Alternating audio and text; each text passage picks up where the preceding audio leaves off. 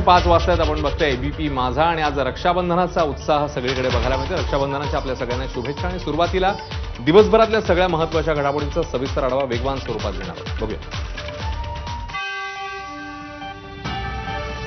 मतचोरी झाल्याच्या राहुल गांधींच्या आरोपांनंतर राजकारणात मोठी खळबळ माजलेली असताना शरद पवारांनी आता अत्यंत मोठा दावा केलाय। विधानसभा निवडणुकीत 288 पैकी तब्बल 160 जागा जिंकून देण्याची ऑफर दोघांनी घेऊन आपली भेट घेतलेली होती असं गौप्यस्फोट पवारांनी केला। मात्र त्यावेळी आपण त्यांची गाठ राहुल गांधींशी घालून दिली। मात्र अशा प्रकारात आपण पडायला नको असं त्यावेळी आपलं आणि राहुल गांधी यांचं ठरलं असं पवारांनी म्हटलं।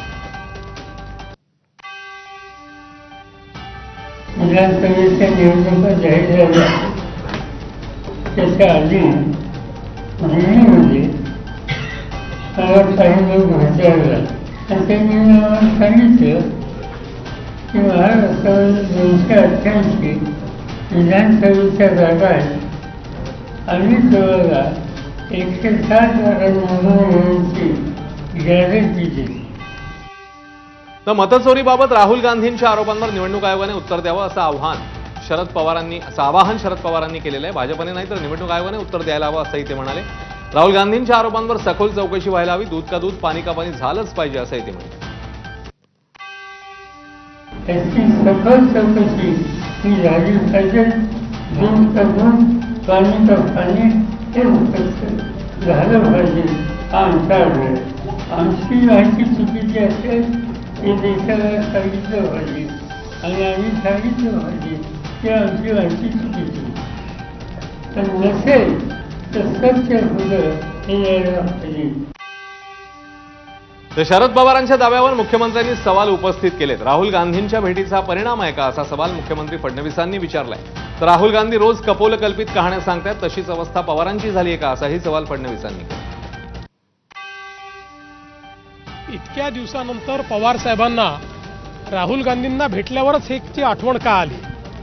इतके दिवस ते बोलले नाहीत आणि आज अचानक बोलले। राहुल गांधी ज्याप्रमाणे सलीम जावेदच्या कहाण्या तयार करून त्यांच्या स्क्रिप्टवर त्या ठिकाणी रोज नवीन कपोलकल्पित कहाण्या सांगतायत, तशा प्रकारची अवस्था पवारसाहेबांची तर झाली नाही ना। तर शरद पवारांच्या दाव्यात तथ्य असेलही आदित्य ठाकरेंची प्रतिक्रिया आली आहे। निवडणूक आयोग भाजपच्या कार्यालयातनं चालतो अशी टीका ठाकरेंनी केली। असूही शकेल, कारण आपल्याला माहिती आहे अनेक वर्ष पवारसाहेब राजकारणात आहेत आणि त्यांचा अनुभव हा खूप मोठा आहे। अनेक निवडणुका त्यांनी आयुष्यात पाहिलेल्या आहेत आणि पहिल्यांदा कदाचित आपण पाहतोय की वोट्सची चोरी जी होती ती एवढ्या उघडपणे झालेली आहे। साधारणपणे निवडणूक आयोग भाजपच्या कार्यालयातून चालतं हे आता कळायला लागलेलं आहे। अनेकदा असं होतं की आम्ही निवडणूक आयोगावर बोलतो आणि झोमतं ते भाजपला। राहुल गांधींचे आरोप खरे आहेत असं वाटतं? त्याच्यासाठी हा खुलासा पाण्याची देखील गरज नाही ना। परवा त्यांनी तुम्हाला पुरावे निश्चित दाखवलेला आहे की काय खरं काय खोटं। तर ओबीसींची तेव्हाच जातगणना केली नाही ही माझी चूक आहे असं राहुल गांधी गेल्या आठवड्यात म्हणाले। आज शरद पवारांच्या पक्षाने ओबीसींसाठी पुन्हा मंडल यात्रा काढली आहे। त्यामुळे भाजपच्या वोट बँकेवर इंडिया आघाडीचा डोळा आहे असं म्हटलं जातं। कि 2010 में जब यूपीए के समय में बिल आया था तब अगर यही कोटा जो आज कांग्रेस मांग कर रही है अगर दे दिया होता तो ये कानून शायद 10 साल पहले बन जाता। तो ये जो आपसे सवाल पूछा जा रहा है कि आज आप कोटे की बात कर रहे हैं ओबीसी की, क्योंकि आप विपक्ष में जब सत्ता पक्ष में आप बिल लेकर आए थे उस समय ओबीसी कोटा क्यों नहीं था और क्या इसका आपको रिग्रेट है, अफसोस है कि उस समय ओबीसी कोटा नहीं दिया कांग्रेस ने? 100% रिग्रेट है, 100% रिग्रेट है। वो उस टाइम कर देना था और इसको हम करके ही छोड़ेंगे। त्याची सखोल चौकशी ही झाली पाहिजे, दूध का दूध पाणी का पाणी हे झालं पाहिजे हा आमचा आग्रह। आमची माहिती चुकीची असेल हे देशाला सांगितलं पाहिजे आणि आम्ही सांगितलं पाहिजे की आमची माहिती चुकीची, तर नसेल तर सत्य होतं हे यायला पाहिजे। स्थानिक स्वराज्य संस्था निवडणुकांमध्ये महाविकास आघाडीसोबत नव्हे तर मनसेसोबत युती करूनच लढण्याचे संकेत खासदार संजय राऊतांनी दिले। स्थानिक स्वराज्य संस्थांसाठी अजून कोणती आघाडी झालेली नाहीये असं खासदार राऊतांनी स्पष्ट केलंय। मुंबईतील ठाकरे बंधू मुंबईसाठी स्वतंत्र भूमिका घेण्यास समर्थ आहेत असंही त्यांनी म्हटलं। स्थानिक स्वराज्य संस्थांसाठी अद्याप अशी कोणती आघाडी निर्माण झाली असेल मला सांगा तुम्ही। प्रत्येक महानगरपालिका जिल्हा परिषदेच्या क्षेत्रामध्ये स्थानिक आघाड्या निर्माण होत असतात। हा आतापर्यंत इतिहास आहे. अगदी स्थानिक, त्यात राजकीय पक्षसुद्धा अनेकदा नसतात. त्याच्यामुळे स्थानिक स्वराज्य संस्थांच्या बाबतीत निर्णय घेण्याचे अधिकार हे त्या शहरातल्या प्रमुख कार्यकर्त्यांना, पदाधिकाऱ्यांना असतात. मुंबई हा विषय सगळ्यांपेक्षा वेगळा असल्यामुळे मुंबईबाबत माननीय उद्धवजी आणि राजजी हे स्वतंत्र भूमिका घ्यायला समर्थ आहेत. तर महापालिका निवडणुकांबाबत अजूनही आमची चर्चा झालेली नाही असं खासदार राऊतांच्या वक्तव्यावर शरद पवारांनी स्पष्टीकरण दिलं.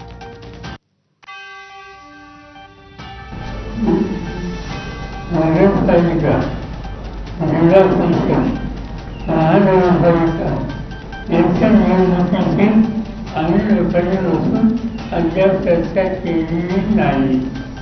आणि त्यावर एखाद्या पक्षाने ते मोठे मान्य असतील त्यासंबंधी आज मी वार्ता करू शकत नाही. तर आम्ही बसून चर्चा करून एक वर्षाचा करता येईल का हे प्रयत्न करणार. तर बेस्ट पतपेढीच्या निवडणुकीत दोन्ही ठाकरे बंधूंची युती झाली आहे. ठाकरेंची बेस्ट कामगार सेना आणि मनसेची बेस्ट कामगार सेना एकत्र निवडणूक लढणार आहे. बेस्ट पतपेढीच्या एकूण 21 जागांपैकी ठाकरेंची शिवसेना 19 तर मनसे 2 जागा लढवेल अशी माहिती आहे. उत्कर्ष पॅनल म्हणून दोन्ही ठाकरे बंधू एकत्र असतील. दरम्यान बेस्ट पतपेढीच्या निवडणुकीचं येत्या 18 ऑगस्टला मतदान होणार आहे. साठी सरकारकडून 334 कोटी रुपयांचा निधी मंजूर करण्यात आला आहे. त्यामुळे शहरातले रस्ते आणि पाण्याचा विषय मार्गी लागेल. या कामाच्या शुभारंभासाठी राज्याचे मुख्यमंत्री फडणवीस आणि दोन्ही उपमुख्यमंत्री लवकरच धाराशिवला एकत्र येतील अशी माहिती भाजपचे आमदार राणा जगजितसिंह पाटील यांनी दिली. या निधीद्वारे धाराशिव शहरातल्या 25 किलोमीटर अंतराचे रस्ते आणि तेर आणि रुईभर प्रकल्पातनं अमृत 2.0 योजनेअंतर्गत विस्तारित पाणी पुरवठा योजनेचं काम हे करण्यात येणार आहे. आपल्या शहराचा पाणी पुरवठा जो आहे तो अजून सक्षम करण्याच्या अनुषंगाने आणि 24/7 जे आपल्याला पाणी धाराशिव शहरात द्यायचं आहे त्याच्या अनुषंगाने ती योजना आहे. आणि नगरोत्थानच्या माध्यमातून 154 कोटीची योजना आहे. अंदाजे 25 किलोमीटर लांबीचा रस्ता.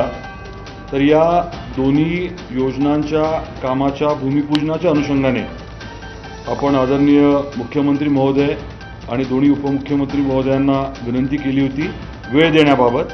आणि त्यांनी वेळ देण्याचं काय म्हणतात मान्य केलेलं आहे. काँग्रेसचे ज्येष्ठ नेते बाळासाहेब थोरात यांनी माजी खासदार सुजय विखेंना एक सल्ला दिलाय. सुजय विखेंबाबत प्रश्न विचारला असता आम्ही पोराबाळांवर बोलत नाही असं ते म्हणाले. तसंच पोराबाळांना सांगायचंय की काळ खूप मोठा आहे, काळजीपूर्वक पुढे जा असा सल्लाही थोरातांनी सुजय विखेंना दिला. आता बोलतायत ते बोलू द्यायचं. आता काय राजे, आता सुजय विखेंवर बी बोलावं, टीका करावी. राधाकृष्ण विखेंवर बोलू शकतो आम्ही. एकापेक्षा वयाचा मान हे नसतील राखत कदाचित, पण आम्हाला पोरा बाळांवरती चर्चा करायला नका लावू.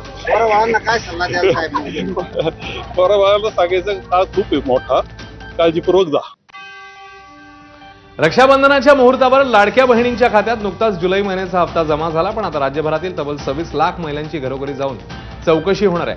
वेगवेगळ्या निकषांच्या आधारे लाभार्थी महिलांचे अर्ज आणि पात्रता तपासली जाणार आहे. या संदर्भात जिल्हा प्रशासनाला तसे आदेश देण्यात आले आहेत. एकाच घरातील 2 पेक्षा जास्त महिलांना लाडकी बहीण योजनेचा लाभ घेता येत नाही.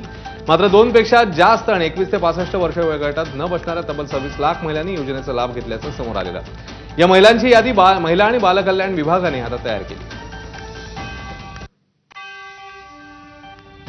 2 निकषांवर सध्या पडताळणी सुरू आहे.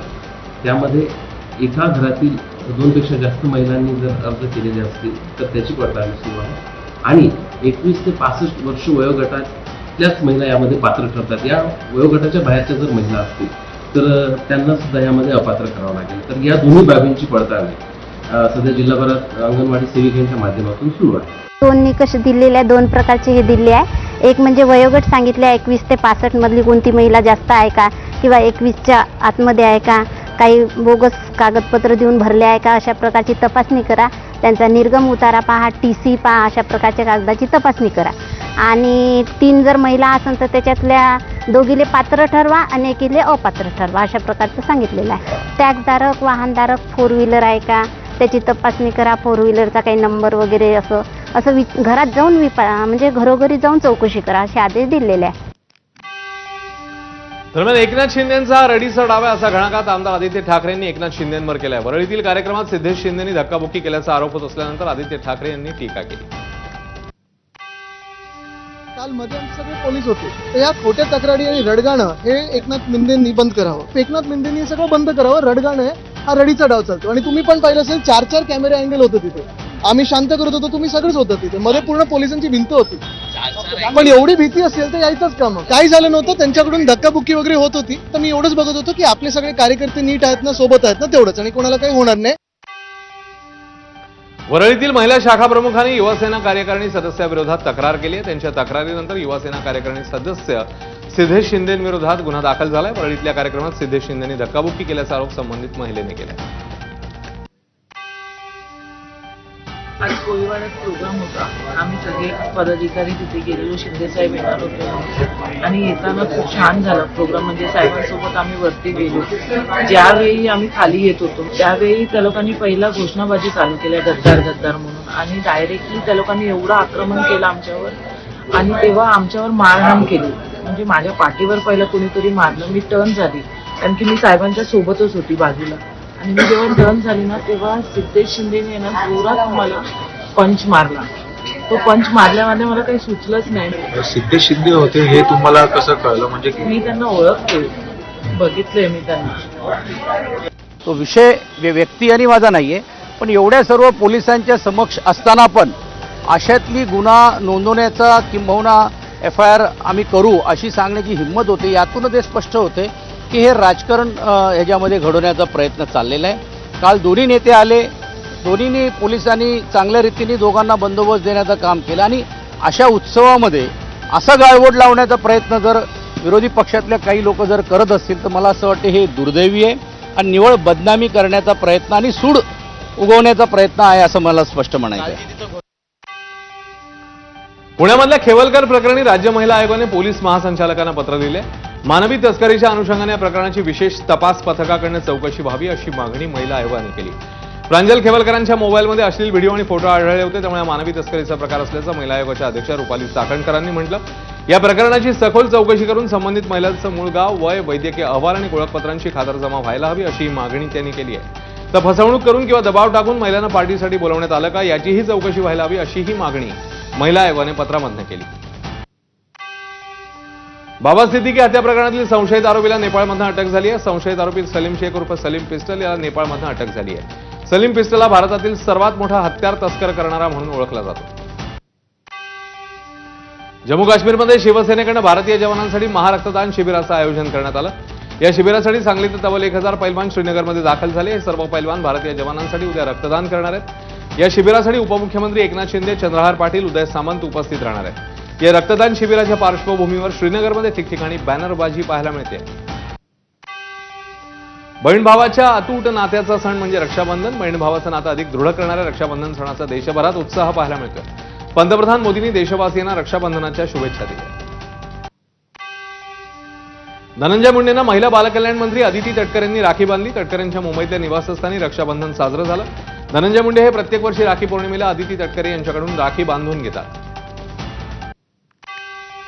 तर यशोमती ठाकूर यांनी खासदार बळवंत वानखेडेंना राखी बांधली. आशीर्वाद रूपी यशोमती ठाकूर यांनी बळवंत वानखेडे यांना संविधानाची प्रस्ताविका भेट देत भारतीय संविधानाचं रक्षण करतील अशी अपेक्षाही व्यक्त केली. आनंदाचा दिवस आहे. आज आमचे आदरणीय खासदार बळवंतदादांना राखी बांधलेली आहे दरवर्षीप्रमाणे. आणि दरवर्षीप्रमाणे मी माझ्या मतदारसंघातल्या प्रत्येक घरामध्ये निदान माझी एक राखी तरी पोचली पाहिजे असा एक अट्टहास मागच्या 17 वर्षांपासून करते.